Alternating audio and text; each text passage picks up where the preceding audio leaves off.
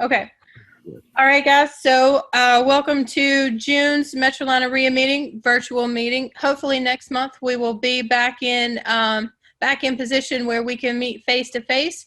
So watch your emails for that. We'll hopefully be able to let you know after we hear from Governor Cooper with North Carolina later next week. So a couple things I want to highlight. If you guys haven't been, if you're members of Metrolina REIA and you haven't been in touch with your subgroup leaders, get in touch with your subgroup leaders and see how they're doing their meetings. Everything's changing kind of month to month. Some meetings are going to stay on Zoom instead of going back to live meetings. Some are going to go back to live meetings. So you just need to reach out to your subgroup leader and ask them how they're going to continue to do their meetings over the course of the month. If you don't know who your subgroup leader is, you can reach out to me and I can help you with that information for your area. I'll be glad to do that for you. We've had several people come in as either new members or renewing members since last month. So I'll go over those real quick. You guys give them all a virtual hand, I guess, to welcome them in or welcome them back. We've got CJ Boglin, Kara Jones, Jacob Bolson, Todd Mangrum, Elva Ramsour, Patrick Bajo, Roman Kolsnick, Gail McKelvey, Michael Azazi, Monica Faulkner, Brittany Crawford, Mark Lawson, Rosalind Hill, Shannon Allen, Jeffrey Weiss, Richard Pierce, and Tiffany Cherry. All these guys have either joined Metrolina REIA for the first time or they have renewed to stay with us for another year. So congratulations to those guys on taking action and being a part of what I feel is one of the best best REIA organizations in the state, if not in the country. And we're going to continue to make it better for you. So with that, I think that's, you guys may have gotten an email too from National REIA. They've been doing Friday webinars. So make sure that if you're available tomorrow, June 19th, that you're able to get on the National REIA webinar. They're going to go over a national market update, some updates on relief packages, and then industry updates as far as COVID is concerned. So if you're available for that, hop on that. You should have gotten an email about it. All right, Doug, you ready for buy, sell, trade? I'm ready as I can be, Candace. I think so. Hey guys, I want to remind you for buy, sell, trade, we're kind of relying on you to send your properties in. I know that doing them via Zoom is a little bit different. We've had a number of properties over the last two months. This month, we only had one. Lorraine Mullins is the only one who submitted. So Doug's going to go through those, but make sure you get those property flyers in to Doug so we can go over those if we happen to do a new Zoom or if we're going back to live meetings in July. It would be nice to have that information ahead of time. Right. Thank you, Candace.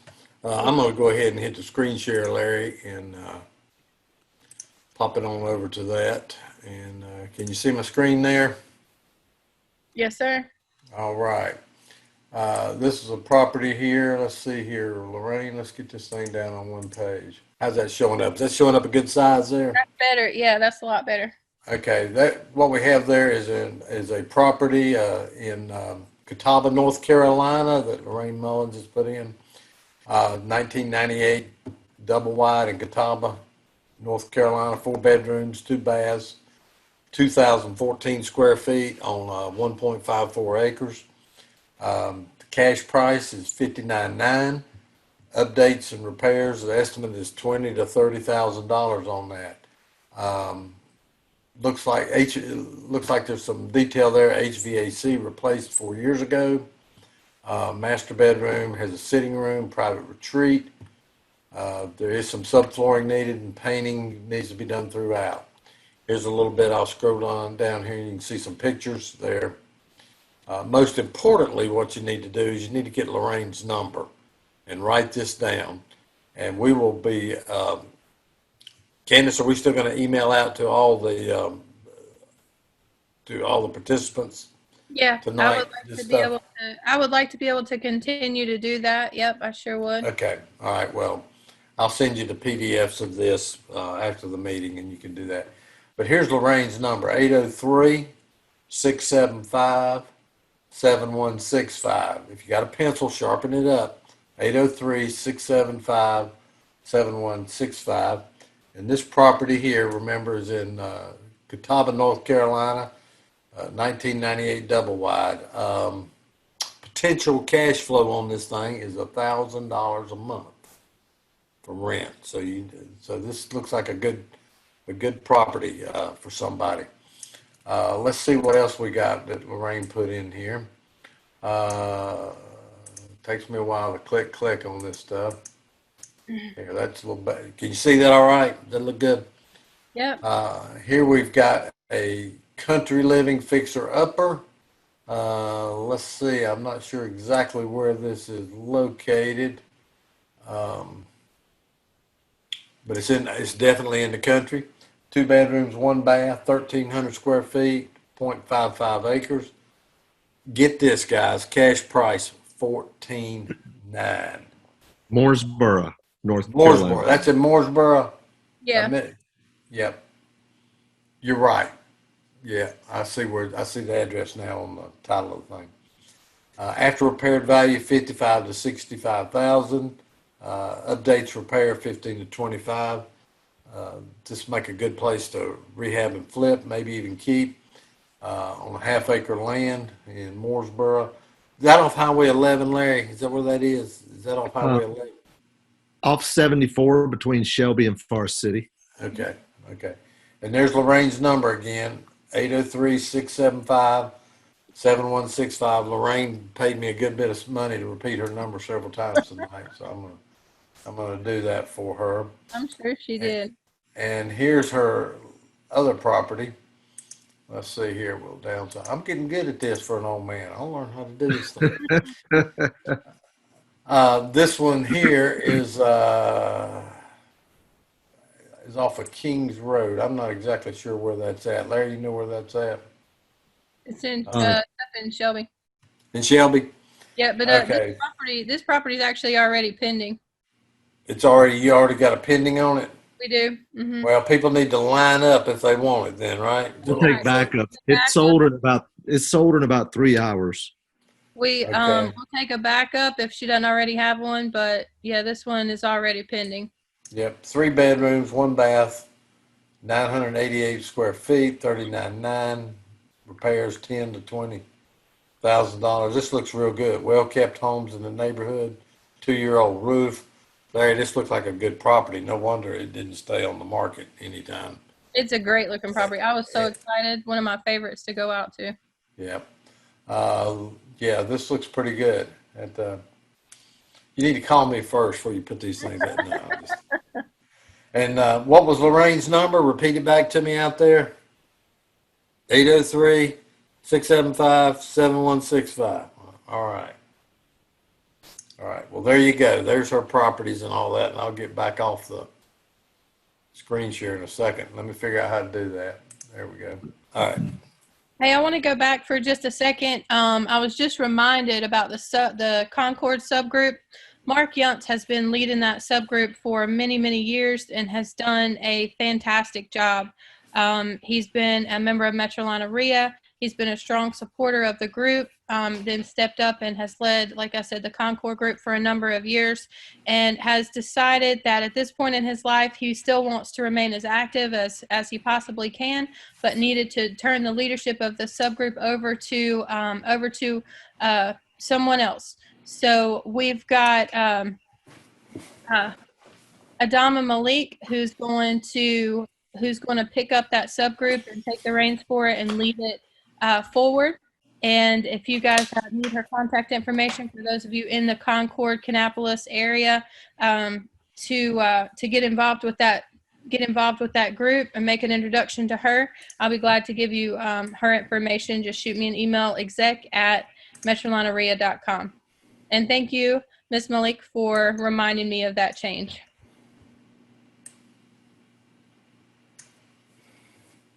All right, I'm good now. Nice. That's okay, all. So you want to do the vendors? Yeah, go ahead. Yep, go ahead. Okay, good. So we have Metrolina REIA has vendor members, and all the vendor members can send in their information while we're doing these virtual, and we will create a slide for you. I created all these slides, and well, Deanna actually created her own slide, but please make sure that you send in your information to Candace at exec@metrolinaria.org, and she will turn it over to me to create a slide for you so we can get your information out there, since you aren't able to have a vendor table since we're not doing live meetings. So Deanna Gill, we've known her for many, many, many, many years, right, Candace? That's right. And worked with her a lot over the years. And she provides all kinds of accounting, bookkeeping, financial analysis, tax planning, business planning. She can even be your outsourced CFO, controller, help you set up QuickBooks with all of your chart of accounts and all that. She'll help you with all that. If you're just getting started, a lot of people think, accounting is like, it's an afterthought. Now I'm making all this money. Now what do I do? It needs to be a foundation, right? It needs to be where you started. Wouldn't you agree, Doug? I mean, you're a CPA. Well, I'm not a CPA, but I am an accountant, and I do corporate taxes and that sort of thing. And I've worked with Diana a little bit. Yes, the accounting is more important now than it's ever been, because there's just so many things that can slip through the cracks. And the worst time to try to plan for your taxes is at the end of the year. You need to plan for these at the first of the year and all. But no, I've dealt with Diane on a couple things. She does a good job. She's a sweetheart. We love her to death, and she does a really fine job. So reach out to her at her website or her phone number, or there's her email right there as well. Take a screenshot of it and give her a call. Next is, guess who? Lorraine. This is who Doug's been talking about the last few minutes with all the properties. This is Lorraine, who sells all of the properties at Investors Rehab. So she would be here live tonight, but she is traveling. She's traveling up to Chicago, I believe. Isn't that where she's flying to, Candace? So anyway, yeah, reach out to Lorraine if you want to see some of the properties or get on the VIP buyers list. Next is Carolina Capital Management, or CarolinaHardMoney.com. Wendy Sweet and Bill Fairman. We've known them for many, many, many, many, many years. And Wendy's just awesome with finance. And Bill is awesome as well. No, I haven't known Bill as quite as long as Wendy, but I've known Wendy over 20 years and worked with her, been business partners with her, bought and sold many houses with her, and used her for financing, lent her money for her customers as well. So, go to CarolinaHardMoney.com or call them 831-2262. That's 803 area code. And their office is in Rock Hill, or I should say Rock Thrill now, right? Also, Pantheon Private Lending, right? Daniel Richardson and Ryan Richardson. They do private lending for real estate investors for fix and flip, buy and hold, short-term, long-term, construction loans. They also have direct lender. So PantheonPrivateLending.com, or there's their phone numbers at the bottom. And be sure and check them out. They're a longtime vendor as well. And vendors, if you want to get your information up here, make sure you email Candace, exec@metrolinaria.org, right? Now, member benefits. Doug, this is your specialty right here, isn't it? Member benefit? Well, it is my specialty. You put me on the spot tonight here. That's the same thing you said last month. Exactly. Actually, I just got off of a trade show yesterday with National REIA, and we looked at some of these benefits from different places: Rent Perfect, Equity Trust. A lot of them you're familiar with. REIA Pro. A lot of our members use REIA Pro as one of their tracking mechanisms to look at their houses and things like that. We have a new one that I don't see up there. It's called IDI Core. And basically what they are is they are a huge database. They were initially in skip tracing at one point in time. And what they do for the real estate market is when you're looking for properties, you've got you got properties that are vacant. You got properties you're trying to find an owner of a property. You don't know what's going on, or you're trying to get detailed information about a property. IDI Core can drill down to the owner of that property by phone number. They can give you their last known associates. They give you more information than you really want to know on somebody. It's scary, right? They did a search on me, and it's like, whoa, I'm gonna have to change my name or something. But they can really do it. And when it comes to phone numbers, they'll even populate your search with the last phone numbers from top to bottom, and even show you which are the best phone numbers, to try to contact somebody. Now, one of the things about this is, as an individual, you cannot. They're offering to National REIA is you can't do this as an individual. You got to have a corporate name. It's got to be registered in a corporate name. They have to vet you and all. They do not want this. This stuff is to be used for real estate. It's not to be used for stalking people, that sort of thing. But it's a powerful database. The deal we've got right now, and I'm working on getting a better deal for us. But right now, 100 searches for $50 a month. So you get a $50 a month package, 100 searches. Now, one of the things, I had a conversation with Tyler Johnson the other day, and I said, you know what? That may be a lot of our people don't need 50 searches, so we need to get into maybe some type of breakout for that. So I'm working on that, and I'll give you more information on IDI Core, maybe even a brochure next month or in between. We can email one out if I get it to them, right, Candace? Yeah, we can. What we can also do is, because it's a member related benefit, we can load it up in the membership area and give them directions on how they can reach out to them, the different plans and things like that. We can get that done. One of the other things I did when I was, normally I go away for the national mid-year. It was supposed to be in Milwaukee this year. Actually, it was over here in Pineville at my address is where it was and all. But our keynote speaker this past year, I'm springing this on Larry and Candace, folks, so bear with me. I'm going to put them on the spot. Larry's always putting me on the spot. But our keynote speaker was Beth Z, and she talks about apps, and she does a lot of research on that. And I went ahead and bought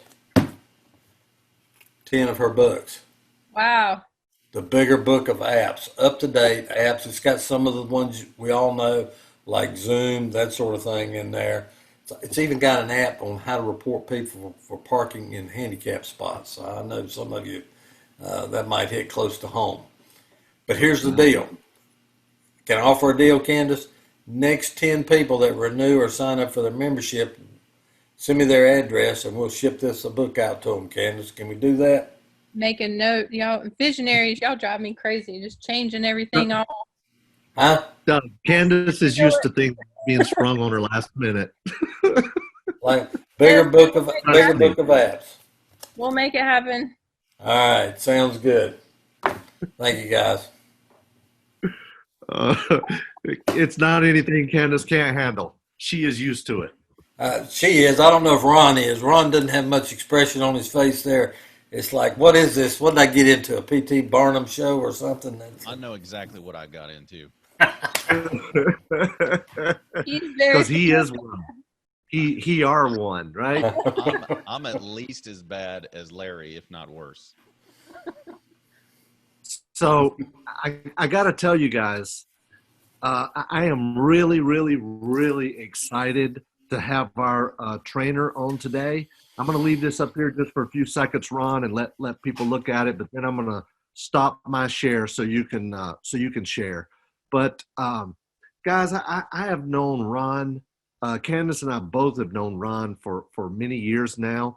I've known him a little bit longer than Candace, but I first met him at a mastermind that I'm in, and I just at first, you know, you meet somebody and, you know, you're like, well, they're pretty sharp. They seem like they got it all together, got it going on. And, you know, and I like the questions they ask and all that. But the more I got to know Ron, the more I realized, man, this guy not only knows about real estate, but I've never seen anybody have such a sense about business. And it really came to fruition for Candace and I when 2 years ago, I don't mind just being vulnerable. We were struggling in our business. I mean, we were bringing in a lot of money, but it was all going out the same month, it seemed like. We were on a treadmill, and we had a huge business, lots of employees, huge overhead. I was on the road all of the time, it seemed like, right? And Ron actually, you know, at his own expense, came up to my office, our office, and he spent 2 days with us and helped us totally restructure our business. And it just blew me away, some of the things that he shared with us. And it made such an impact on our business that, I mean, now I don't travel anymore. I don't speak. I don't teach. I don't train. I stopped doing 3-day events. I'm staying in the office. I'm buying houses over the phone. Candace is doing the part of the business that she likes. And now we're making money and having fun. And we have a lot of less stress. And our overhead has gone way, way, way on down, right? and I got to say to Ron, thank you, thank you, thank you. And Ron has agreed to come on tonight. He's not got an agenda. He doesn't have anything to sell you. He just wants to serve, and he just wants to help people, and that's the kind of person he is. So I am really, really excited that he is here today. I'm really, really excited about what he has to share.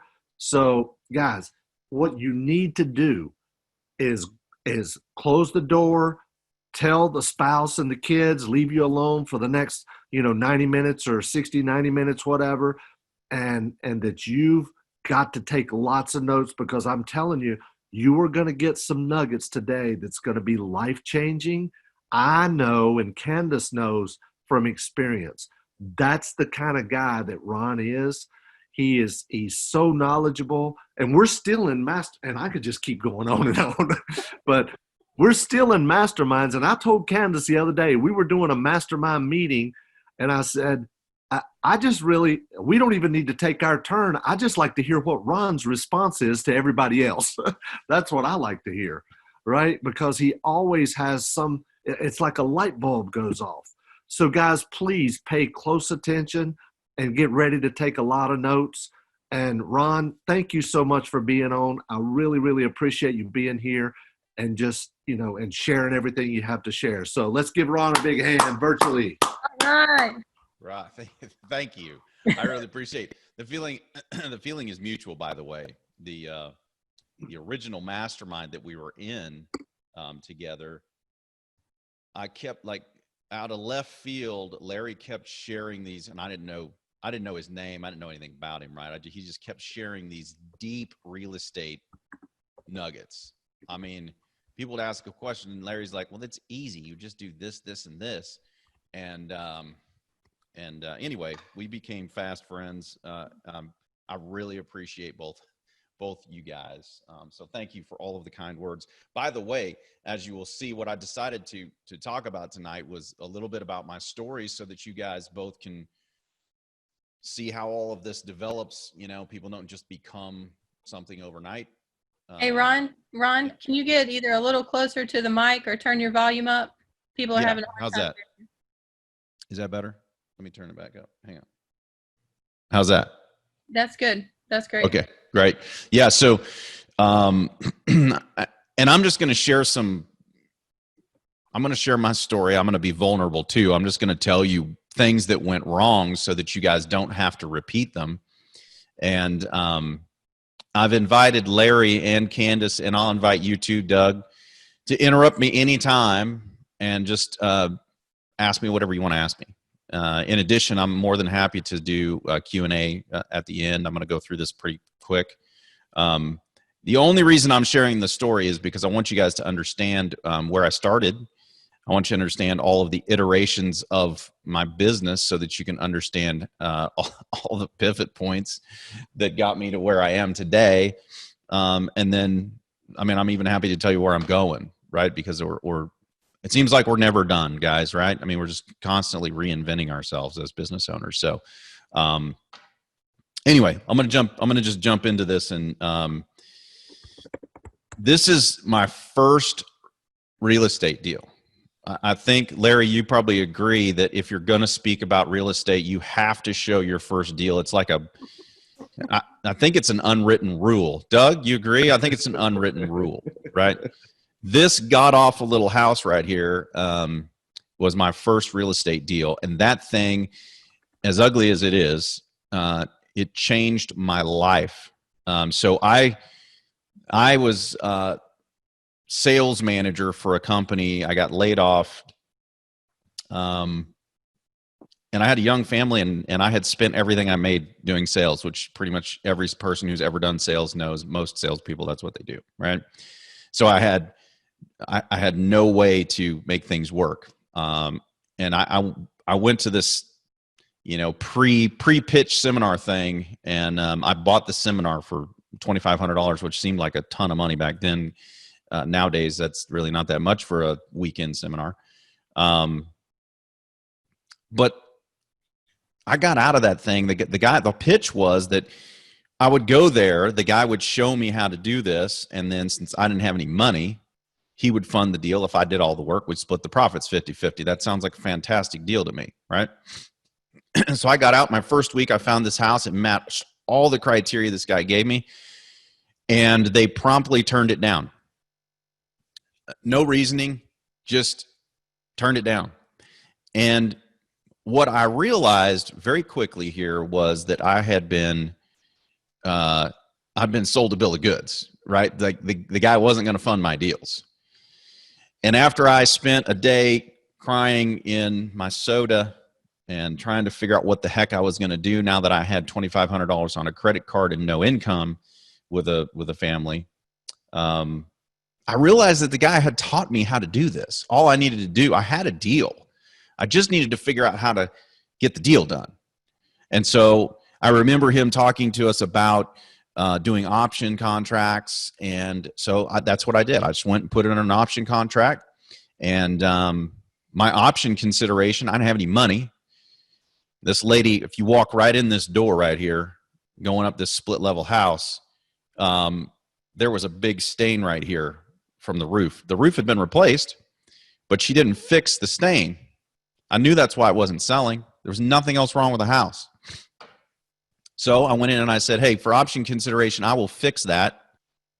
And worst case scenario, in 30 days from now, if I can't sell this place, then you get it back and, well, you got a fixed roof, fixed ceiling. Challenge is I didn't know how to fix the ceiling either. So I went and I got my brother who did. And I said, man, you help me fix the ceiling. I'll split the deal with you. So we did. House sold the first week, put it on the market. In less than 30 days, we made just under $20,000 on my first deal. And I was hooked. Life-changing event. So a couple of things that you can learn from this. I got screwed, guys. I mean, I went to a seminar fully expecting a guy to fund my deals, and he didn't do it. So I had two choices. After I spent the day boobing about, this guy screwing me over, I had two choices. I could continue to wallow in self-pity, or I could pick myself up and figure out how to make something. I knew there was a deal here. And so for those of you who are just starting, don't let anything get in your way, man. Just if you know it's a deal, figure it out. Figure it out. Find someone who can help you and put the deal together, right? There's always a way. My brother and I rehabbed houses for the next 4 years because he also got hooked off this first deal because he made half of that for fixing a ceiling. And so we did that for the next 4 years. We worked in inner city Kansas City, which is not ideal. I mean, it's a war zone. And that's another thing, right? People are like, well, I don't have any money for, to send mailers, and I don't have any money to do whatever. Folks, I went door to door in a war zone with yellow printed flyers that I made at Kinko's. So literally there's nothing that keeps you from buying houses if you want to buy houses. Nothing.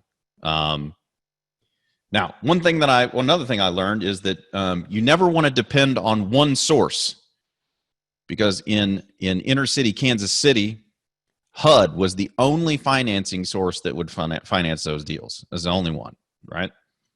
And in early 2000s, there was some fraud in Kansas City, and HUD came in, changed their guidelines, and put us out of business overnight. We had this machine going. We had all these houses cranking out. And overnight, they changed the guidelines where we had to have a year on title. And we were done. Because of that, I got thrown into the rental business, which is what I still do. And again, life changed. And this happens, like, Larry, I don't know about you, man, but this happens all the time. Like, things change out of your control all the time. And so what do we do? Well, I just decided that if I was in the rental game, I better figure it out. And then I started to realize that there were other people who wanted rental properties but didn't have the same amount of time that I did, and they hadn't built a machine around it. So I started selling rental properties to people. And I leveraged a bunch of other people's talents, partnered with another guy. We built this turnkey business. We called it a rental property business. I don't know where turnkey came from. Now, if you don't say turnkey now, nobody knows what you're talking about. But Doug, you were probably around in this game long enough to know that it used to just be called rental properties, is what this whole turnkey thing, I don't know. Anyway, they were rental properties. I did that in 2005 is when I started doing that. We sold 250 properties my first year in Kansas City. And then I opened up Oklahoma City, and I opened up Omaha, Nebraska, and we just kept selling properties. We built a big multi-million-dollar business from 2005 to 2012. We made it through the crash, out the other side, still selling properties. We sold thousands of them, and helped thousands of people, right? And in 2007, I decided that I needed to start teaching, because some of the stuff that was being taught with the groups we were working with was ludicrous before the crash. Larry could probably tell you stories too, but there were some psychotic things being taught in the front of rooms back in 2006 and 2007. So I decided we needed to start teaching. So we started teaching, started running our own groups. And then I did that all over the place. I've decided, however, that all of the iterations of my business, I calculate net profit in my business is different now. And so I'm going to shift my story to this, which is net profit. I think everybody knows net profit is just income minus expenses, right? That equals your profit. That's your net, right? I measure it a little different, because I put a time quotient in there now. Because income minus expenses plus time equals net profit to me. So if I can add time to my life, that's a really big deal to me. So if I can leverage other people, and if I can leverage money, and I can leverage assets to buy myself time, then it's a good deal. If all it's going to do is income minus expenses and it's going to cost me time, then I don't like it anymore, right? It needs to create time for me. And I think if you guys go into deals and look at them that way, there probably are some deals you might not do, because if you look at actually all the time that it's going to take you to do them for the net profit that you're going to get from them, they may not even be that profitable if you figure your time into them. Because look at this. I'm going to talk about, this is something that Larry relates to, because when I was talking to him earlier with the story he shared, he was on the road all the time. I wasn't on the road as much as Larry, and I hated it. I was on the road 2 to 3 weeks a month, all the time.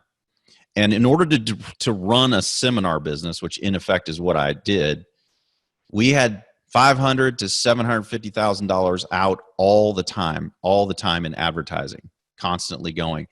And if people didn't show up, we just burned 100,000 of it. It just burned. I hated that. And I hated that I was missing my family all the time.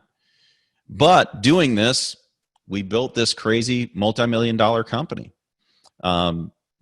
I was a minority partner, and my minority share was worth 7 figures. That didn't even include all the real estate that we had purchased together inside the company. So it was a pretty good deal. We got to the point, though, that I wanted to get off the road. We had a significant conflict of in our partnership, and being the minority partner, I think you guys can probably see where this is going, but this is where it went. So time number 2, Ron, just everything changed. And this time, I didn't just have HUD shift me. I literally lost everything I worked 7 years to build, all of it. As a matter of fact, I had to pay to leave.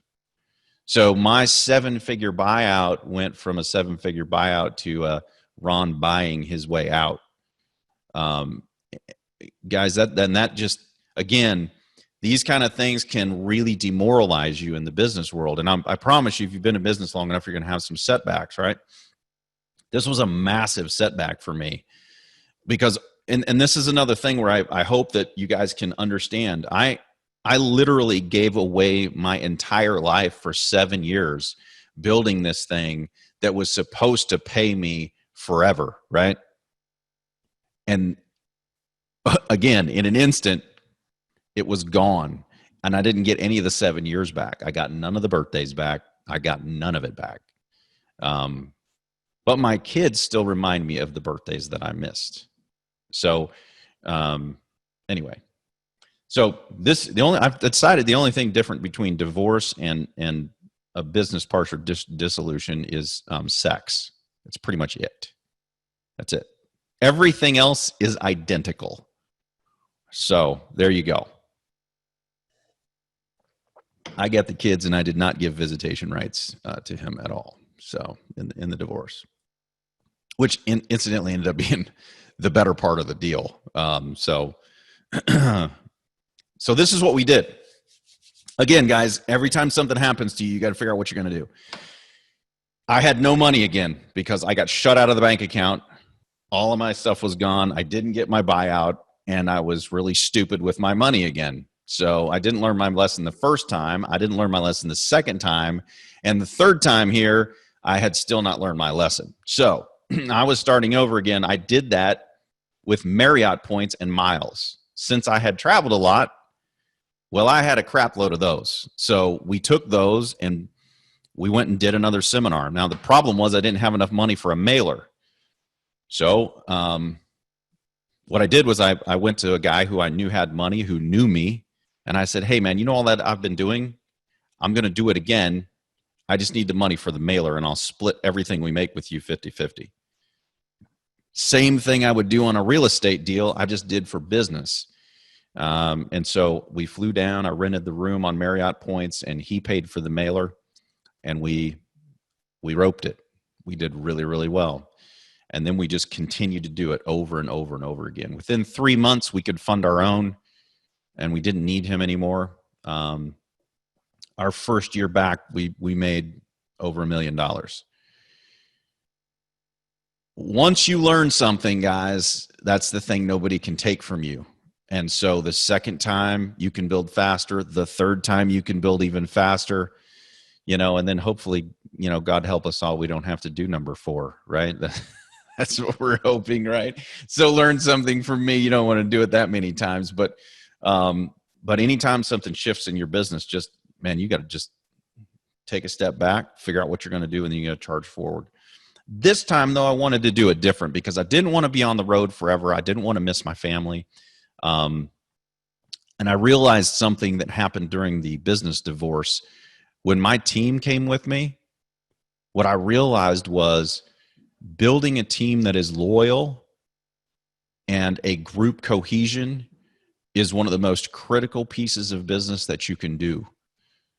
Because when the crap hits the fan, if you've got a really good team around you, they'll rally, won't they? I mean, Larry, you and Candace, you guys were in a situation, the same thing, man. And then the people who are really on your team, they'll rally around and they'll help fix things and build things. I learned that in 2012. And since then, I was on a quest to figure out this leadership thing. And there are a few things that I learned I want to share with you guys. One of the things that happened was that I sat down and actually thought through how I wanted the business to run instead of letting the business run me, which I think most business owners do, right? That you get into business because you want all of this time to spend with your family, and then you get into business and you spend all of your time away from your family and your business, which is counterproductive, right? I wanted to get off the road, and I wanted a business. I wanted something that ran whether I was there or not. And so what I did after year 2 was I decided that I wanted to sacrifice a little bit of growth to educate myself and figure out how to do this. And because I did that, year 3, we grew a ton. We actually hit, 1,056 or something, 58 on Inc. 5,000 list because of the growth that year. And the growth came specifically from all of the education that I went. And I actually started, that's when I met Larry. We were in masterminds together. The masterminds absolutely changed my life. All of them that I've been in. And at that time, we started to figure out this hiring thing and this leadership thing and how it all worked. Something just wasn't sticking inside of our business. And that thing was core values. One of the things that I learned as we were scaling, we would hit a ceiling, and then we would kind of pop back down, and then we would work really hard to get back up, and then we would pop back down. The reason was because scaling doesn't always mean bigger. You have to get better before you can get bigger. All I wanted to do was just get bigger, bigger, bigger, bigger, bigger. But you got to get better before you get bigger. And so don't let the scale fool you, right? Scaling doesn't always mean getting fatter, right? Sometimes the best thing to do in scaling is to get better and better and better. And when you do that, it ends up that you make more money, right? Everybody makes more money. So before we started scaling the next time, we started to ask more important questions like why? Why are we doing all of this? What is the purpose here? And that's what, purpose and core values started to come out of this. It was about that time that I met Sean McCloskey, another guy that Larry and Candace and I know, and that was another really big game changer for me. Purpose is so important. Now, Tuesday this week, I talked to another REIA group about pure purpose and core values.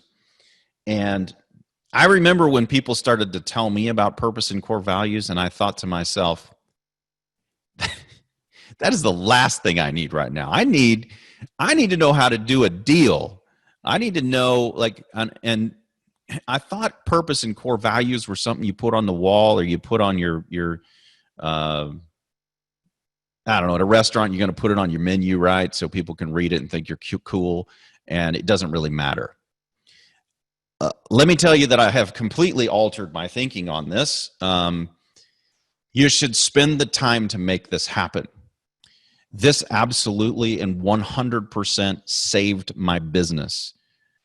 I would not be in the same business today had I not done this. And here's why.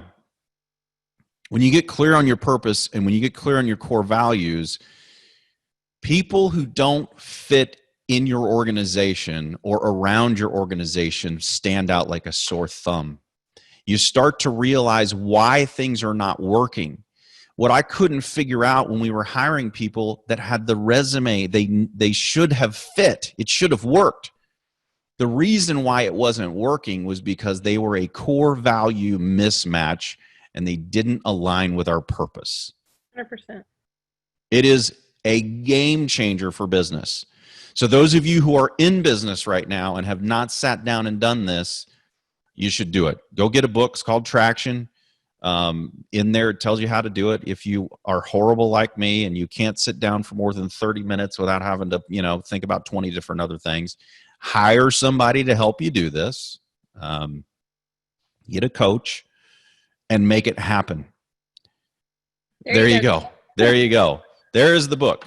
And then the next one is Scaling Up. I mean, so anyway, you guys, that is a game changer book. Not only will it tell you how to do this, but it'll also give you tools about how to run your business effectively.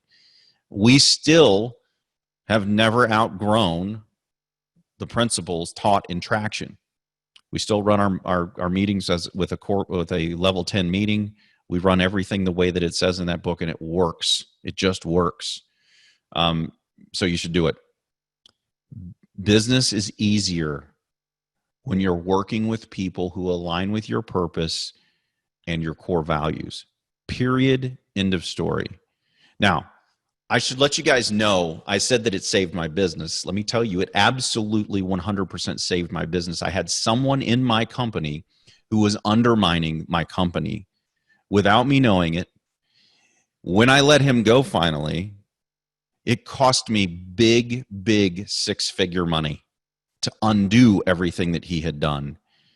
Nearly cost me my reputation. All because we had a core value mismatch. And when I let him go, people told me after I did, I'm so glad he's not with your company anymore. I thought everybody loved him, but they didn't. They told me that they loved him because they thought I did. And it was amazing how many people told me that they didn't afterwards, that he didn't fit in our company. We now hire, fire, and reward based on our core values. It was a game changer. This was our last Christmas party, and that's me down there at the end, dressed up super. I mean, that's super fly. I don't know about you guys, but that's super fly right there. Awesome Christmas outfit. We have a lot of fun. One of our core values is fun. And if you can't figure out how to have fun in my company, you won't last very long. My purpose is through service, we build people. And one of the things that we wanted to do is, make the money that we were making make a difference in the world too. So we started a charity, Dress for Success Salt Lake City. We helped thousands of women inside of the Salt Lake area. I teamed up with all these amazing women here, and we went and helped a bunch of underprivileged women in Salt Lake when I lived there. You can do amazing things when you actually set out and have a purpose. One of the purposes I think that business should have as well is to serve you, to serve your team. But most business owners don't see it that way. Most business owners serve their business instead of their business serving them.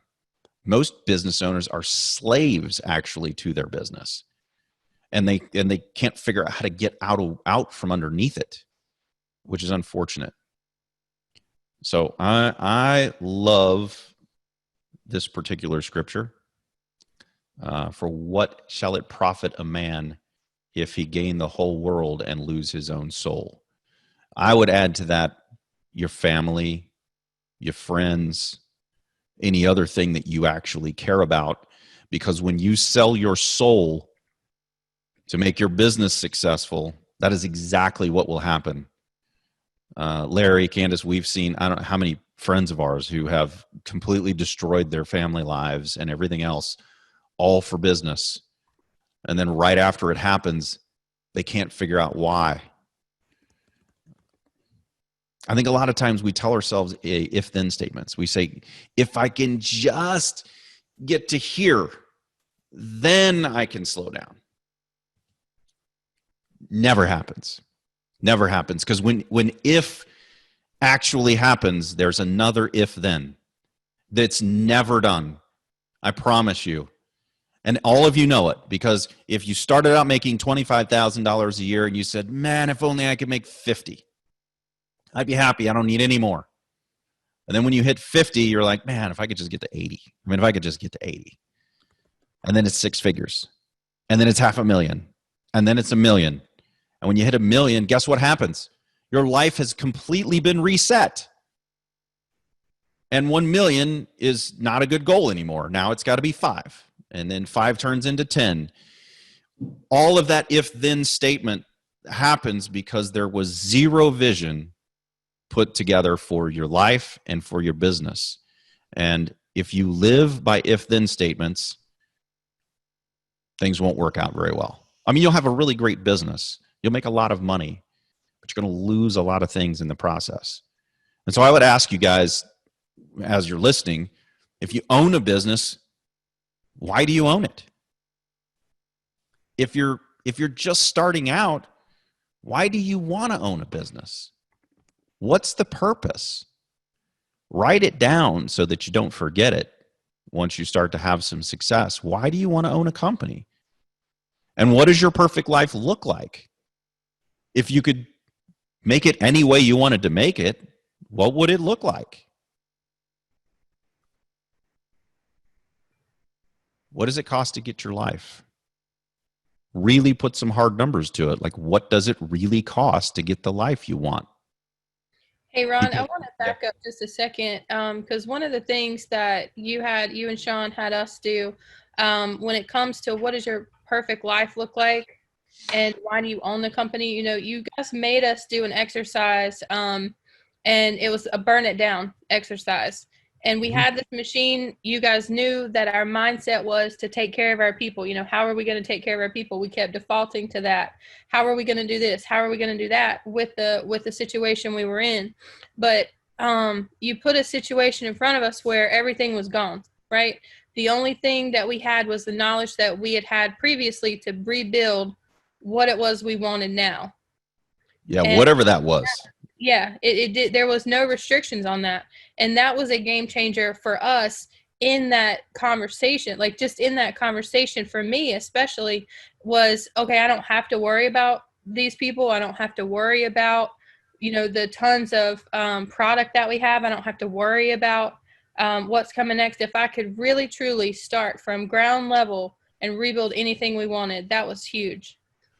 And how much cooler is it to be able to do that without someone forcing you to do it like I had? And I just went through 4 iterations where I had that forced upon me. Take the opportunity to do it before you get forced to do it.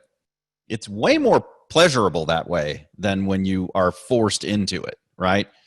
But yeah, man, what would it look like?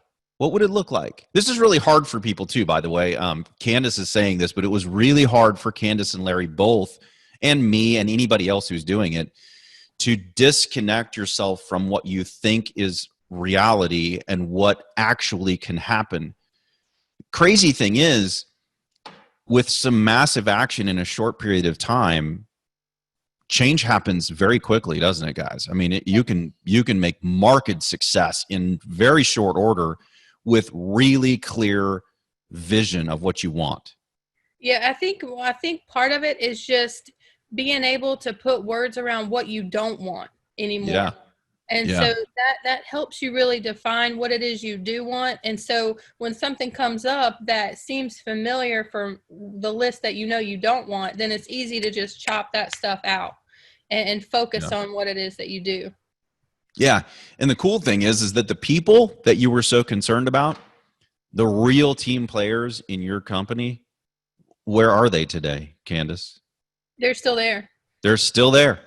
Yeah. They may be doing something a little bit different than they were doing, but real team members, real team players, again, they'll do what they did with me. They will coalesce and they will make things happen. And that can't be understated, guys. And so when you sit down and you concern yourself so much with the people in your place to the detriment of your personal, your family life, and your business, all to take care of people who will stay anyway, it's really short-sighted. Yeah. That's awesome aside on this. It is not easy to do that, to disconnect yourself so far that you literally could rebuild anything, especially if you've been knee-deep in business for years and years and you can't see a way out. But I promise you that burn it down thing, works. It works really, really well. It was powerful. Everybody should do that. I do that once a year. Good thing. I usually build back the same thing I have, but I mean, I do it every year. Do I still want to be doing this? Because I don't have to. I can do anything I want. You know, it's freeing because then you're doing something you really want. And I think if you assign numbers to this stuff, like if you really put down your life how you want it, both your personal life and your business life, and you really put a dollar amount on it, what you're going to find most likely is that you're closer than you think you are. Yeah. Every single person I've done this with, they're way closer than they think they are. Way closer. Because most people aren't thinking they want a $500,000 yacht to go with their summer home in, Milan. Most people want to spend time with their family and they want to have some freedom to move about however they want and do some things like that and have some toys. But you're closer than you think. Now, I mean, if you want a $500,000 yacht, God bless you, go get it. Right. But, so build what you want. Don't build what you think other people think you should want. Build what you actually want. Right. And then I really believe that it can't be all about the money and that you have to build something that does a greater good for more than just yourself. I really believe that. And so after I went through this is what happened for me. I actually reached some freedom, so much so that it actually screwed me up a little bit. Larry knows this because he was in masterminds with me when I was telling everybody how horrible life was because I was free. And everybody laughed at me and said, dude, you don't have any problems. And anyway, I don't live crazy, extravagant life. I really don't. But my time is what's super important to me now. And I make my decisions a lot more based on time than I do on money. Because with that time, I can serve other people, which is really what I want to do. It allows me to be able to do things like this, where I can actually hopefully help somebody who's on this call with us. And it doesn't make any difference whether I get paid to be here. It gives me that kind of freedom. And I like that. I dig it. In addition, this did one other thing that I wasn't even expecting. Candace and Larry know this, but probably all the rest of you don't. My wife has some health problems, and my company is in Utah. I no longer live in Utah. I live in Charleston, South Carolina, just down the road from you great folks. I know you're great because North Carolina and South Carolina people are awesome. We learned that she felt better at sea level, and we lived at 6,500 feet. So much so that 24 hours after we landed at a beach anywhere in the world, her pain was gone. Now imagine somebody that you love, it didn't cure anything, right? It just makes her feel better to be here. But I had built this purposefully to give me time and the ability for my business to run without me being there. And because of that, I was able to pick up and move literally 30 days after we realized that she felt better at sea level. We moved to Charleston. And we're in Charleston. I run my business from here. I can do that because of that process that Candace and I just talked about, going through that and planning things specifically how I wanted them to be, and then working towards that end. It's a big deal. In addition to that, we love traveling, and we get to travel because I can run my business from anywhere, and I get to take people with us, which is so much fun for me. This is my grandma. This is my mom and dad right here, and grandma and grandpa got to come with us. We went to Mexico. My dad's a geologist and loves all the ancient history down there. So we're able to take him down there. He would have never been able to go. We've taken some of Bobby Joe's family over to Italy, wanted to go see the homeland. It's really fun to be able to share that with other people. And guys, when I actually realized that I could do this, literally within a year, we made all of this stuff happen. And it really changed my outlook. And so now I am a proponent of planning one's personal vision and planning one's business vision over nearly anything else. All the technical stuff you learn is all really important, but none of it's really important if you don't understand where you're going. Because if you don't, you're going to end up someplace with a lot of money that you didn't want to be, really. Because real estate works, folks. I'm living proof of it. The broke guy that went to a seminar is now, living a life I couldn't even have imagined back then, right? So anyway, you guys, you're closer than you think, and here's all you need to do. It's really not much more complicated than this. Technical stuff, Larry and Candace and Doug can help you with that stuff. Just plan your life first. Plan it exactly like you want it, to the T. Put down your perfect week. Plan the thing out exactly how you'd like to spend your time. Then plan your business around that life. May not be able to do it exactly right now, but I guarantee you there are pieces of this that you can live right now, while you're building your business. Determine your company's purpose. Determine your company's core values. Define them and live by them. Now, I will tell you that your purpose and your core values, one of the really big key to this is that this is not something that's created. It's something that's discovered. You can't create a core value. You can't become something that you're not.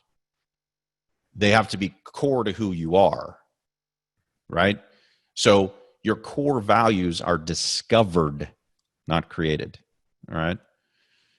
And then surround yourself with people that are better than you, that fit your core values. That's what I do. That's why Larry and Candace and I go to these masterminds. That's why you're in this group. You got to surround yourselves with people who are better than you, that are smarter than you, and that have your core values that fit, right? Because those people, if you align yourself with those people, then you'll be unstoppable. And then just become unstoppable. Doesn't matter what anything throws at you. Doesn't matter what life does. Just go out and do the things you know work your plan, and make it happen. It's really not any more complicated than that. We as humans just seem to like to complicate things for whatever reason. That's it. Now, I'd love to answer any questions anybody has. Love to answer any questions anybody has. Ron, do you remember, I know I've got some people that are wanting to kind of go through the same exercise, like the burn it down exercise that Larry and I went through. Can you go over or kind of just refresh a little bit, go a little bit deeper on the actual questions that you guys asked us? And it was really only like 2 or 3, but I think the bigger part that people need to understand is that it's so easy to filter, right, yourself back into current situations. But can you give them the questions that you guys made us ask ourselves with that? Yeah, and let me go through the three different people, I guess, right? Departments, the Disney departments. I think they're really important. That's a great way to describe it, yeah. Because Disney has these 3 departments. They have the Imagineering department, they have the Engineering department, and then they have the Implementation department, right? The Imagineering department is supposed to do just that. They imagine. That's all they do. They don't have to think about how to get anything done. They don't have to think about whether or not it's doable. All they do is sit around and dream up really cool, awesome stuff. The Engineering department is the department that says whether or not something's feasible or how to make it feasible, I guess, right? Yep. And then the Implementation department takes the feasibility plan and puts it in action, actually does it, right? Yep. In your business, you have all 3 of those, whether you know it or not. You may be all of you at one time. Yeah, sometimes you can do all 3 of them. I am really, really good at the Imagineering piece. I am a visionary. And so for me, that one is just crazy easy. But everybody on here, you're going to identify with one of those more than the other ones. I mean, some of you are engineers and some of you are going, good Lord, Ron, give me the steps. I just want to go out and freaking do this already, right? You are the implementation people, right? You're like, enough with the foo-foo. I don't want to have another meeting. Get out of my freaking way and let me go do something. Yeah, that's the implementation department. You're going to, one of the three of those, you're going to go, yeah, I'm more of an engineer, or I'm more of an implementer, or I'm more of a visionary. Well, for this exercise, you have to be a visionary. You have to be an Imagineer. And that's not easy if you're not naturally a visionary. Now, crazy enough, Larry is. And I am. I mean, I'm really good at that. Larry's really good at that.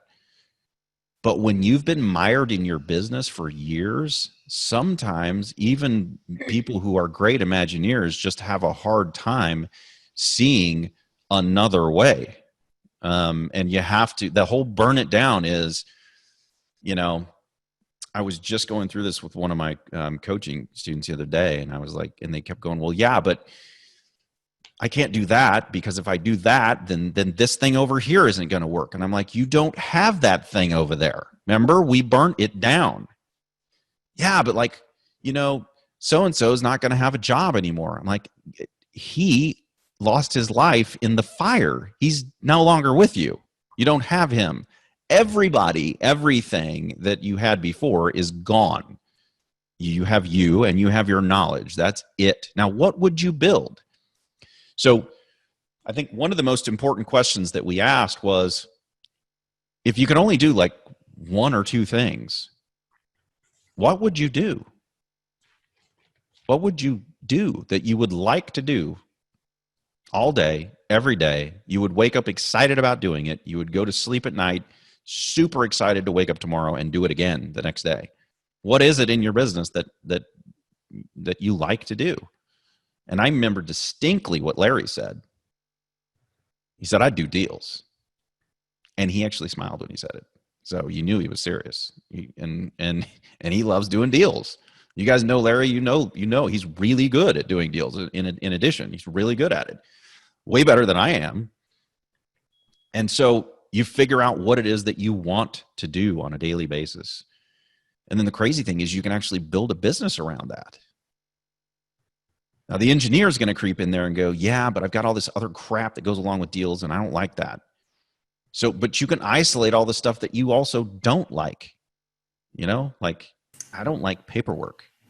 I hate it, as a matter of fact. And in my office, no one's allowed to give me paperwork because I will either lose it, screw it up, or some other form make it so that it's way more difficult for somebody else to fix my mess. Ron, can I make a comment here? Absolutely. Man, I'm enjoying this. It's great stuff.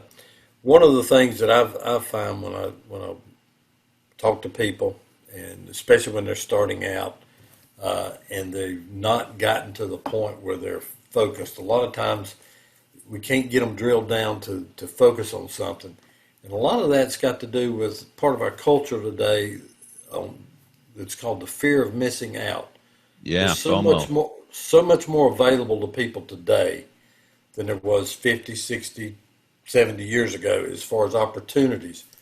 And they want to try their hand at everything. And a lot of times they're chasing the rabbits. They're chasing the next best thing. And I think that goes back to what you said earlier. You know, they don't have a clear vision, you know, of who they are. You know, they haven't looked inwards in their soul, you know, to see, you know, what the outcome they want in life and then to back into it. But I just want to make a comment there on that. Doug, that's a fantastic point. And I think a lot of people too, they look at the timeline. They look at Larry and Candace's business and they go, my gosh, man, I can't even imagine ever even doing that many deals. You know, I'm just trying to get one deal. I just want to get a deal. But it's impossible to run a good business when you're trying to constantly start another business. I mean, Doug's right. That's one of the things that I just went over this with another one of my coaching students yesterday, and I have to constantly check myself because I am a rabbit chaser. I'm a squirrel chaser. I'll chase any other animal too, for that matter. It doesn't make any difference really what it is. And I have to check myself. I have to check myself and align it with that vision. Does it match my personal vision? Does it match my business vision? And is it going to allow me to live the life that I want to live? And is it worth it for the time that I'm going to have to sacrifice with my family to do this? Most of the time, the answer is no, it's not. And when you start in real estate, when you come to a REIA like this one, Doug's right, man. There's like every month there's a new thing, there's a new way to do stuff. And there's this whole other business. And I remember, Larry, I would go back to my office. My team hated it when I went to a mastermind, because I would go down to Collective Genius and I would come back with 5 different business ideas. And all of them were $1 million ideas, every one of them, right? Now, the reality is that they all were $1 million ideas. But if I'd have done all of them at the same time, they'd have been $10,000 deals. And then I would have lost money. That's what happens when you implement that many things, because you can't do that many things well. Right. And I tell people this, and I think that people take it the wrong way. I'm going to say it anyway, and then maybe I'll try to describe it to Doug's point. The less I do, the more money I make. It is the craziest thing ever. The less I do, the more money I make. It's not really. When you think about juggling, like I used to describe myself as a multitasker, but I hate that term now. I'm not. Yep. I'm not a multitasker. I relate that to juggling, right? Having multiple businesses going at one time, having multiple things up in the air, that's all you're doing, is trying to keep things in the air. You can't focus. You can't keep your hands on any one thing long enough to make it have an impact. Exactly. Ron Swanson, and I don't know if there's anybody on here who's a Parks and Rec fan. I'm a Parks and Rec fan. I love that show. And Ron Swanson is my favorite character. And Ron Swanson has a quote that I think is apropos. He said, "You never half-ass 2 things. You whole-ass 1 thing." And that's about right. You will absolutely make more money, have more time. Everything will go better if you just choose 1 thing and go after it. And Doug brought this up. When you're beginning, you have to master something. Pick a lane and master that thing. And once you've done that, if you want to add to it, because now you've got a system built where you've got time to be able to add another thing, then you add another thing. But if you try to do every single thing that comes through the REIA, you'll just chase your tail and you'll never make any money at all. And that would be tragic, because real estate absolutely can change your life. Real estate investing can alter existence financially. For generations. Absolutely. Absolutely. I've got a couple questions for you now. Wanda says, what financial wisdom could you share? I will share something that is, I think, very beneficial to people in REIAs, because I still go to them. And one of the things that is, I think goes to Doug's point again, when you're beginning, it's all about making fast money and as much of it as you can make. You want to do as many deals, and you want big fat returns, and you want all that money. That absolutely works. I'm living proof that it works. If I had it to do all over again, I really wish I would have taken some of that money that I made and bought long-term assets. I think that flipping and rehabbing and wholesaling they're the greatest, fastest way to real money, but they're kind of like crack, right? once you get a hit of it, you can't stop. And all the money goes back into getting more hits of crack. The problem is, if anything happens to you like what happened to me, your business is over. And you need some long-term wealth building assets. And I think a lot of times when we're in places where there's real estate investors, I think real estate investors fool themselves into thinking that they're investors because they rehab properties. They are not actually investors. Investing means that you actually own assets that pay you money. What you've done is you've created a company or a business or a job, one of the two, that pays you incredibly well. And with that money, I really wish that I had bought assets sooner, because good Lord, I would be wealthier than I am now if I'd have bought them way back then. So if I had any financial, other than getting into financials and telling people how to fix their financials, one big piece of financial advice is when you start to taste success in this business, because it will be big, it will come fast, don't get hooked on crack. You want a slow drip. You don't want big hits. You want slow drip. Take the big hits, turn them into slow drips. And over time, those things pile up and they pay you forever. Why get paid one time when you can get paid forever? It makes sense. Lori says, I'm brand new to all this, and I'm really just blind. Where do I start?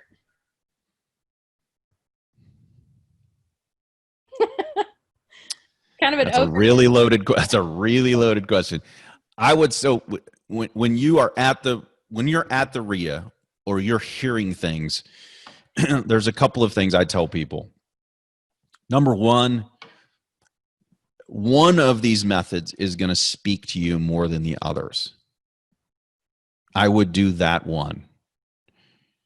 When people come to speak to you, or you go to a seminar or whatever, some person is going to speak to you more than other people, and I would go to that person.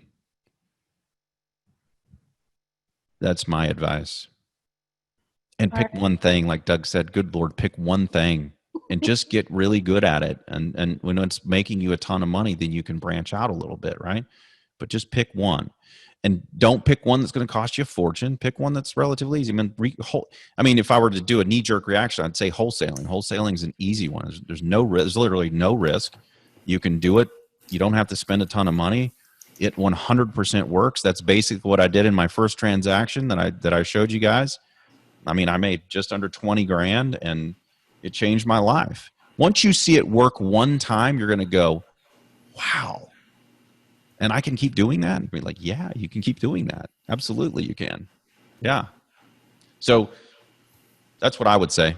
One of them is going to speak to you. Do it. If it's lease options, go do lease options. It doesn't make any difference what it is. Just pick one and run. Ms. Malik says, when you're looking back, do you see the hand of God allowing those certain doors to close to lead you to this ministry? You have authenticity from the things that you've suffered. 100%. No question. And the real challenge, I think, for all of us, no matter whether it's in business or personal or family, when things don't go right or we get served kind of a crap sandwich, it is really hard to see God's wisdom in that moment because it hurts. It sucks. I heard a short story one time that I think is kind of what you're talking about here, and I try to remember it when things don't go well. And that is that I had this plan for my life. I just wanted to be this little house. I wanted to be a cute little house sitting by a river. You know, I just wanted to be this cute little house, and I had it all working properly. And then, you know, here comes this wrecking ball and just smashes my house down, burns up the forest, just tears the whole thing apart.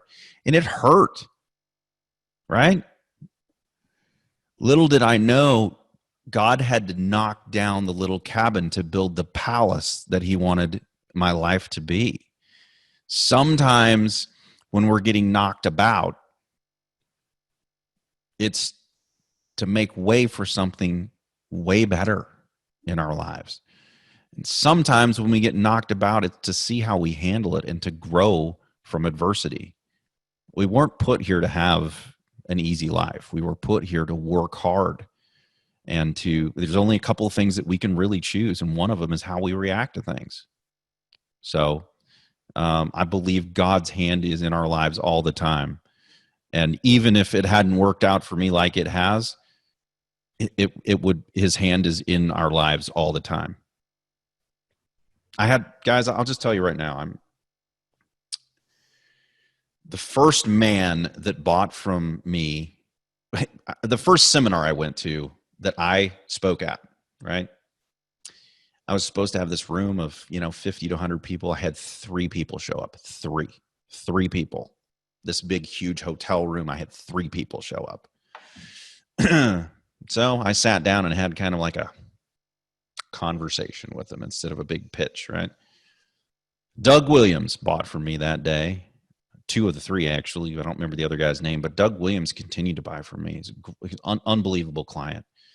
Older guy, super wise, and he would just spill wisdom on me all the time. Like I was supposed to be the guy helping him, and I did help him with his properties and stuff, but he just spilled wisdom on me every time I talked to him, as more mature people usually do, right? He's been sick for probably a year. He's not that old. He's older than me, but he's not that old. Doug died today. I just got a text today that he's under contract. We're helping him with a 1031 exchange right now. And his poor wife is in worse health than he is and doesn't even know about all of his investments. And,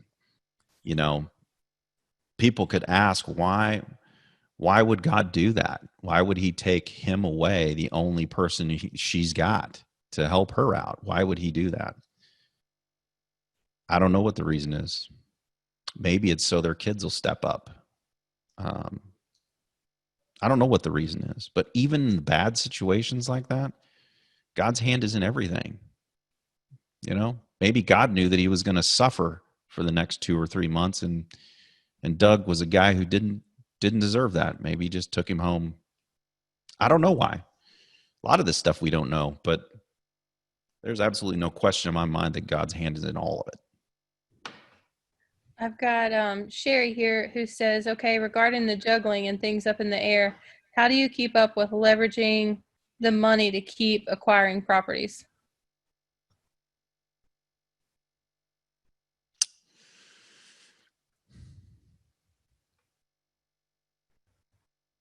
I'm not sure exactly what you can, if you wouldn't mind typing in some clarification to that one, I will try to answer it the best I can. This may not be the answer you want, but I'm going to give it to you anyway because it's important. As Candace is smiling, she's like, yeah, sometimes this is not really what you want to hear, but I'm going to tell you anyway. Through Ron form, which is fine. I'm going to tell you anyway. But it is the answer you need. I love it. Yeah, it is the answer you might need. The way that you ask that question scares the absolute crap out of me, because if you're trying to manage leverage, you're probably over leveraged, which is incredibly dangerous. Don't grow faster than you can grow, especially if you're using leverage. I'm not telling you that you have to be Dave Ramsey and eat rice and beans and never use a loan in your life. I'm not saying that because I don't believe that. But I am telling you to use a little bit of wisdom as you grow your business, and don't get yourself out ahead of what you can. Don't run faster than you can, because if you do, you're going to fall down and hit your head. That's what's going to happen. And some of those things that I told you about that were life altering for me, it would be really nice if you didn't have to meet them the same way that I did. And part of that is don't get out ahead of yourself. Perfectly fine to use leverage to do your deals. Nothing wrong with that. But don't do 10 deals that are leveraged on hard money if you don't have the money to, comfortably take care of things if things don't go well. Start with one or two, put a little bit of money in the bank, have some liquidity before you go getting all big balling. Let's see. Candace, let me make a comment on that, if you don't Sure, go mind. ahead. No, of course not. I think 2008 taught us a big lesson when it came to leverage, because a lot of us were over leveraged in the market at that point in time, and the money just retracted. And a lot of people, a lot of even of our members wound up losing properties and all because they leveraged, they couldn't flip it, they didn't have renters available, that sort of thing. So Ron's got a tremendous point there. If you got to be smart with leverage, because the problem with leverage is it's great going up, but that sword is double-edged and it cuts hard coming down. Yep. And you got some really good people in Bill and Wendy. Those are fantastic human beings at Carolina Hard Money. They're just salt of the earth, great people. But even they can't help you if you screw it up, right? I've got another question here from Angel. It says, what was your biggest hindrance in building what you had envisioned to build? Once I envisioned it? Yep. Once you envisioned it, what was the biggest hindrance to being able to implement that?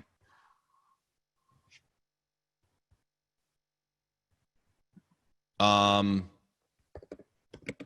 think my biggest hindrance in my entire business has been limiting beliefs.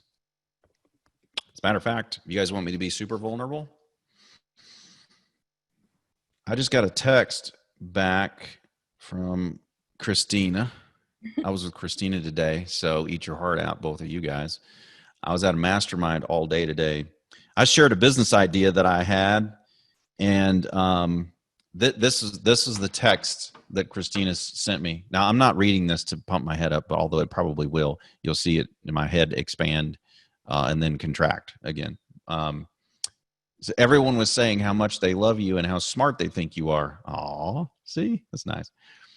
That's coming from people that I have an enormous amount of respect for. You have all the support you need. Just decide what you are doing and go. And then I said, thank you so much. I just feel like this is really big, Christina, and I don't want to screw it up. Tell me that's not like what I wrote. I wrote that. Now here I am teaching you guys, and I wrote that. And then this is why it's so important to surround yourself with people who are smarter and will call you on your BS. She said, you won't screw it up, Ron. You just need to embrace the exponential power of really good people liking you. And they like you because you don't get starstruck and you're just yourself, which is perfect. But you do have to commit to engaging. I know you hate that, but you got to do it. So just commit to your strategy and do it. Do you have any idea how lucky you are that that's your only obstacle? You would be being disrespectful to not acknowledge that. Be grateful for it and don't waste it. That is what we call a good friend right there. Guys, that happens to everybody. It doesn't make any difference how much money you make or how great at business you are or anything else. All of us have limiting beliefs. The faster that we can break through them, the faster we can reach our goals and our potential. The better human beings we surround ourselves with, who are not yes men and women, but will actually call us on our BS, the faster we will get there. So I encourage you, and you guys are in a good place at the REIA, but I encourage you guys to be real with one another. Get vulnerable in there. Tell people what you need. Help people when you can. And when someone says that they want to do something, and then the next breath they tell you that they don't want to screw it up, like I just did, you got to have the. Is this a PG rated deal? Sometimes I get a little carried away. So anyway, Go ahead. You got to have the gumption to tell people what Christina just told me. So surround yourself with people who will do that, because as much as sometimes you don't want to hear it, like she just said. It's what you need to hear. And, you know, that's what Larry and Candace are talking about in the masterminds we go to. That's what people do. They say, you don't really mean that. If you really meant that, you'd have done it the last 3 months. What the hell have you been doing? You know? That's what I would say is the biggest limiting factor for everybody. It's not money. It's not deal flow. It's not marketing. It's not any of that stuff. It's all up here. That's the problem. All right, let's see. Okay, Brian is asking, what are some examples of good long-term investments and assets? Oh gosh, there's a ton. I love rental properties. I love apartment buildings. I love single family homes. I love storage units. I love anything that will pay me ongoing money for a long time. Notes are great. Lending is great. Hard money is great. Good Lord. There's any number of things. Anything that is an asset that pays you for, if you can do work one time and it pays you for the rest of your life, that is the greatest thing ever right there. So when I buy a rental property, I do work one time and then that thing pays me forever. If I'm the bank on a deal, I do work one time and then that deal pays me until they pay it off, right? That's what you want. And any of those asset classes will do that. But I think it's also important that they first start with one, pick one, and learn it inside and out. Ron, you've been doing this for so many years, and there's no way a person starting out could buy a couple of rental properties, buy an apartment building, buy a self-storage, buy a warehouse, do hard money lending. You know, you've got to learn the business of whatever it is you're doing in whatever niche inside and out, so you don't lose everything you've worked for. Yeah, and I said all of those guys, but really, I own single family homes and I own apartment buildings. And the reason that I own both of those is because they're very, very similar assets. They can be run by the same management companies. I don't have to get another one, right? I mean, self-storage, that's a whole other manager. It's a whole other deal. Commercial property is a whole other deal. It's a whole other management company. It's a whole different set of things to learn. I bought a commercial property and I'm selling it right now because it doesn't fit. I have a separate manager for it. I really don't like commercial brokers. I think they're jokes. They do less work or equal work to residential ones and they want to get paid a fortune for it. I mean, I don't know. I don't even understand how to make it work. It's ridiculous. And here I have a great asset that's making good money. Every time they write a lease, they want 6% on the whole damn lease. And I'm like, you got to be kidding me. What the heck is your problem? So anyway, great asset class. But it doesn't fit the rest of them. Larry's right. I've actually shrunk my stuff down to exactly what I like. I like residential rental property. I've got a couple of other assets like that they pay me, thank God. But if I actually had to get in and fix them, I don't know how to do it. I'd have to find somebody else to know how to do it. I don't know how to do it. They're so creatively done. I don't even know how the hell they did it. It's like Larry did them, right? Larry's got all these crazy ideas. He knows how to do all these crazy things. And the guy that I partnered with on these deals was like Larry. He knows how to do all this crazy stuff. I'm like, he explained it to me and it sounded good. I was like, well, yeah, let's just do that. Yeah. So I funded the deal and then I get money, but I have absolutely no idea really how that thing is structured. I really don't. So I hope it works, but Larry's right. You shouldn't do that. You shouldn't do that because if the guy died tomorrow, I don't know how to fix the stupid thing. I don't know anything about it. What? I'll call Larry though. Larry can unwind it for me. He knows how to do it. You're going to see his head start swelling here before long. What states are you buying in right now? Personally, I don't really give a crap where the asset is so long as I have solid management and I can get a good deal. That's probably not what you wanted to hear, but that's the truth. I currently own heavily in Memphis because I've got really good management there. I also I happen to have, a $4 million line of credit there, which allows me to be able to easily buy. That has nothing to do with the market. I just happen to have a bank there that's willing to give me a bunch of money. So I spend more money in Memphis because that give me more money to buy in Memphis. Otherwise, if they give me that money in North Carolina, I'd spend it there. I do have quite a bit of property in Fayetteville, North Carolina. I've got some property here in Charleston, Kansas City, Arkansas. But I'll buy I don't care. I'll buy anywhere as long as the deal's good. It doesn't make any difference to me. The Sherry says the repairs for rental properties can cost a lot. How do you do these repair costs effectively? And how do you find good management companies? So repairs, you have to figure them in when you buy the property. And you also need to figure in the difference between repairs and capital expenditures. So capital expenditures are entirely different.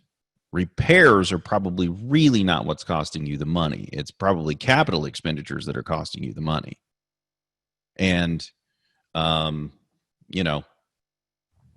capital expenses, those can be really, really expensive, like new HVAC, new roofs. But you should know all that stuff when you bought it, and you should figure that into your numbers, just like you would if you were rehabbing it to put it on the retail market. For some reason, people lose their brains when they're buying rental properties, and they don't put in the numbers that you've got to. If the HVAC is 15 years old and you can hear it, clicking as you're walking by it, it means you're probably going to have to replace it. So you should work that into your numbers, right? And for whatever reason, people just don't do that on rental properties. Repairs, actual repairs, aren't that expensive. It's capital expenditures that are expensive. Yeah, Ron, let me make a point on that. And we had one of our vendors tonight was an accountant, Diana Jail. When you buy rental properties, you need to understand the difference. You need to go and sit down with an accountant. You need to understand the difference between repairs, which can be expensed, and capital improvements, which have to be, I can forget the word, depreciated over time. Yeah, and they've different asset classes over different periods of time. So you're not going to get your money back real quick on a capital improvement. And you need to understand that going in, because that may affect your personal taxes depending on how you're set up. That's all true. Awesome thing that Trump did. You can like him or hate him, but this is awesome for us. He actually made it so that you can expense almost anything first year right now. Now that's bound to change depending on the election and everything else. At some point it's going to change, right? But right now you can depreciate almost anything you do to your property year one, which is insane, because what Doug just said is normally that's the way you have to do it. You got to expense it over the life of whatever it is, which kind of sucks. But right now, like, for instance, I just bought an apartment complex and we put a couple $100,000 into it to fix it up. I get to do a cost segregation study on that, which means I can break all the parts apart and I can accelerate depreciate that stuff that's in there, right? All the bits and pieces. Anything that's 15-year depreciable or less, I can write off the first year, which is a lot of stuff. In addition to that, that $200 that I spent on it, I also get to write off first year. It's a massive, massive tax deduction. And all of the people on this call, I should have mentioned this earlier in the whole financial section when somebody asked me about finances. One of the things that you need to, well, Doug said it. I think it was Doug, maybe it was Larry. Somebody said you need a CPA and you need to start planning for your taxes before the end of the year. This is one of the things, guys, this is as real estate investors, this is one of the biggest gimmies you can do is depreciation, because we have no cap on depreciation. In other words, if you are a full-time dentist and your spouse is the full-time real estate investor. There is no cap. In other words, if you can write off $500,000 in something like I just said, it goes against all income with no cap. You can effectively eliminate your taxes. I am not a CPA. You should not take anything I just said as truth. And you should check with your CPA on everything that I said, even though it's right.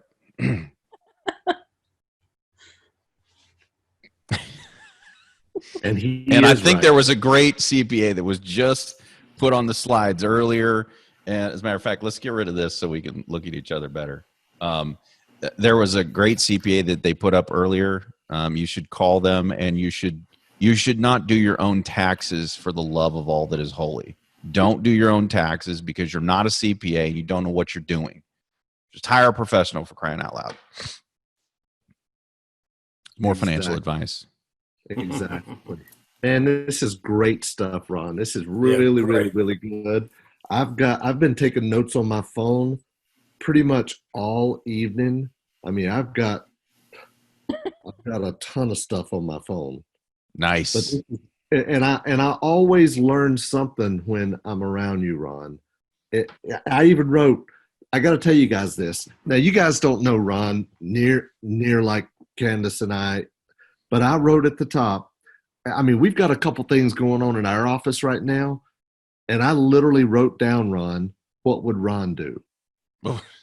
That's what I wrote down. And in all situations, that's not a good question. I just want everybody to know that right now. I know that. I get that. But in some of the things that we're dealing with right now, I mean, that is a good question to ask right now. Wouldn't you agree, Candace? Yeah, I think you would have us stop doing a few things or ask us, what we were thinking or, what's your goal with this? And I probably would say, what the hell were you thinking? That's probably what I would really say. Yeah, probably. Yeah. And you, Ron, you've always been the kind of guy that you will be that person that asks the tough questions and tells you what you don't really want to hear because you do care. But I picked up some really, really good golden nuggets today. I really, really did. I love this one. You can't build a business always starting a new one. I love that. And that used to be me. I would come in, like you said, from the mastermind. Hey, I got this great idea. We're going to do this. We're going to do this. It's going to be great. Right? Yep. Candace is like, who is going to implement all this stuff? You are. I ain't got time for it. You are. Integrator. Candace has got it. Oh, I know. And Ron, I've said for years, everyone needs a Candace, right? Everyone does need a Candace. Yeah. We got to figure out how to clone a girl. That's true. That's true. The world's not ready. The world's not ready for this. How many times did you come back after listening to Mike Jake and go, I could do that. Why am I not doing that? Exactly. Man, I'm going to add that to my business model, pick up another 2 or 3 deals a month. Yep. Yep. It's crazy. And then I would take it back and I would give it to Angela and she'd go, that has nothing to do with our business. Like, what are you thinking? I'm like, it's a great idea. And then Angela, so for everybody who is a Candace and deals with a Larry or a Ron, the appropriate thing is to have a parking lot for all of these $1 million ideas. Some of mine, Candace, I'm sure are $1 billion ideas. Of course they are. Billion. Yeah.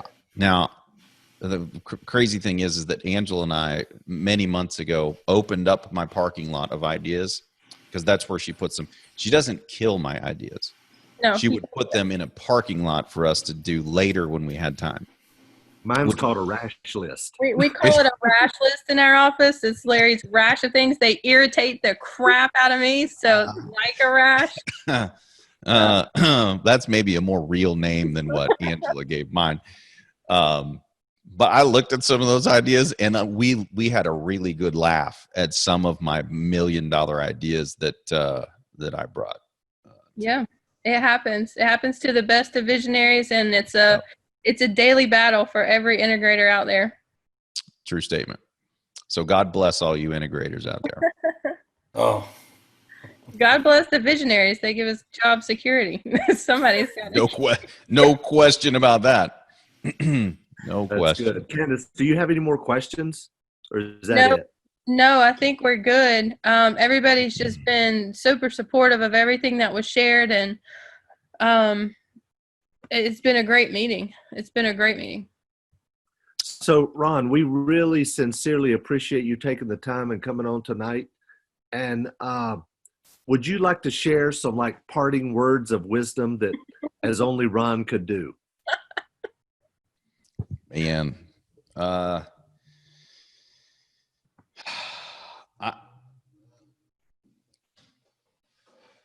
I think that the most important thing people can do is a couple things. I'll say one thing about business, and then I'll say something about personal. No, I'm gonna say three things because one of them is something that pisses me off, and I'm just gonna tell you guys that you shouldn't be doing it. So if you are a person that is caught up in this deal where it's lions versus sheep, and you post ridiculous things like that online, you should stop it. Because it isn't lions versus sheep, and you are not a beast. And lions really are lazy animals, especially the men. So all you men that are posting these awesome memes of lions because you think you're so bad to the bone, the women actually go out and do all the hunting, bring the thing back, while the dude lays there and doesn't do anything. So not a very good animal choice in the first place. Secondly, if it's lions versus sheep, you've just in effect called your entire team sheep. And that is, if you're trying to be a leader, that is the exact opposite thing you need to be doing. And how cool is it that we are not animals, we are human beings, which means that instead of sheep being sheep and lions being lions, we as leaders can take the quote sheep and turn them into leaders. That is what you should be doing inside of your business. You should be making every single attempt to build every single person in your company into a leader so that they can become more, so that your company can become more. And that is the way that you should be leveraging other people's talents. It's by building their talents up. There you and go. not thinking that you're better than everybody else. Amen. That's awesome. Amen. Brittany said it best. Man, that is powerful. Yeah. Well, thank you, I Brittany. love it. I love it. Well, that's very kind of you. You're my That's favorite. good. You're my favorite person of the whole evening, Brittany. So, Ron, if anybody wanted to follow you, reach out to you, or whatever you would like to share, feel free to share it. If you would like people to follow you or learn more about you or whatever. Yeah, you can. I have a podcast where I pretty much tell it how it is on my podcast. It's called the Get Real Show. So Get Real Podcast. You can find it at getrealestatesuccess.com. Getrealestatesuccess.com. And if I'm shamefully plugging anything, you guys could all go subscribe and give me a 5-star rating and then leave me an awesome review. That would be fantastic.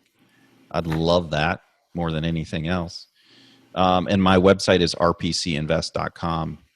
More than anything, guys, I'd love to help you guys out however I can. So anyway, it was a pleasure for me to be here. I literally love Larry and Candace. So anytime I can hang out with you two, Doug, now I appreciate you as well. So Wow. anytime I can hang out with the three of you guys I think it's a win for me. So. Well, we've got something in common, Ron, because I love Larry and Candace too. They're just fantastic human beings. You guys are all lucky to have the three of them leading this group, and you're in a good place. You're in good hands. I know because, I hear a little bit about what's going on in you guys' REIA through them, and you guys have got a really good thing going out there in North Carolina. So keep coming. Bring more people. Bring more people. We're working on it. Spread the word, everybody. Don't keep it a secret. We do have a great group of people at Metrolina REIA, the largest, oldest, and original REIA group in Charlotte. And Awesome. we got a great group of people. Many of our members have been members for 10, 15, 20 years or more. Right. And Well, the person who was new that asked what they should do, you should go, those 10, 15-year veterans,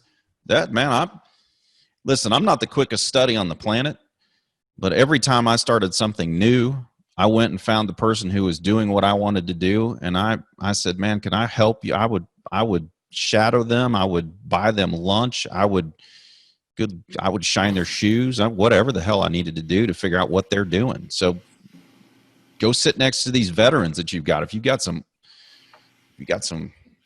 man, you guys have got some real heat in that group over there. Go hang out with those veterans. We really do. We really do. We've got a lot of full-timers, part-timers, spare-timers, people who do just about anything in real estate. It's awesome. We've got them in the group. We really do.